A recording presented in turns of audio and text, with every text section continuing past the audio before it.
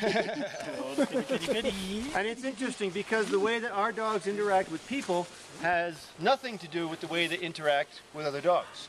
Okay. The most aggressive dog that I have on here is that guy. Towards other dogs, not towards people though. Okay. All right. The way that our team is set up right now, up in front, I have Hawk. Hawk is running next to Trout. No, Trout does not look like a husky, does he? No, he's merely a house pet. He is owned by one of the snowmobile guides. But about 4 years ago, he started asking if we would take care of his dog during the day. I said, sure. Well, we're going to make him work. Oh, then he turned out pretty good. Then we gave him some leader training, and he picked up faster than any of our sled dogs did. So I was like, oh, well, we're going to keep working you. So now Trout always runs up and leads. He doesn't look like a sled dog, but he is one of our quicker lead dogs, actually. Now, your point dogs, they're usually a couple of quicker dogs. They kind of back up the leads, aiding and keeping the team stretched out. This guy is Bully. He's running next to Switch. Your team dogs, they're just kind of the meat of the pack, the filler. They just their job is just to pull hard.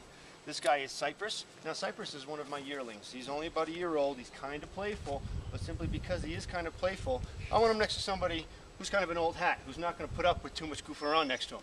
And that's Jupiter. Jupiter will not start a fight, but he will finish one. But the nice thing is Cypress kind of knows that. So where he's normally kind of bouncing and going all over, you got it. Yes, yes. All right. I'm back here. This is Zion. Now Zion is running next to Sausage. Sausage. And his brother is Bacon, and other brother is Grits. But Sausage, he is another one of my yearlings. He's the same age as Cypress. But he has been showing a little bit of aggressiveness. He has been kind of jumping on the dog next to him. So same reason I have Neptune up there next to Cypress. That's why I have Zion next to Sausage. Because yes, Zion's going to make some noise. Yes, Zion's going to kind of snap at his face, but that's all right, though. That kind of helps keep him in line as long as he's not starting fights. When all he's doing is just kind of keep him in line. Huh. Zion can run and lead, but he can't control himself as far as running over and peeing on things. So merely because of that fact, he has to run towards the back. All right, come on back to the dog sled. I'll go over the stuff I'm going to ask of you guys. All right, so back here, the passenger's in front, the driver's in the back. If you are the passenger, just don't step on the dog sled. If you get some snow on your ice rink boots, this thing is slick as an ice rink. And yeah, you'll probably fall here. So don't fall here. Just kind of step across. Don't step on it at all. But once you are in here, hands and feet go on the inside. You may feel more comfortable holding on, but do not. Because these dogs love to cut corners. Yes, the dog sled sometimes bumps into trees, and if your arm's out, that's a broken arm. You stay on the inside, you stay safe. You're just here to kind of balance things out. So just kind of hang out inside. You can talk to the dogs, you can heckle your driver, whatever you like. Just stay inside. But your driver back here is the one who's actually in control of the team because you have the brake. This silver bar is your brake. Now, yes, I got some smart dogs, but no, they have not figured out how to stop on their own yet. So if I want you to stop, I'm going to hold my hand up. You guys need to get on your brake with both feet. I say both feet because there is no one here that is big enough to truly stop these dogs. This is merely a suggestion. But if you get on with all of your weight, they get the suggestion, they'll come to a halt. Now when they come to a halt, you stay on your brake.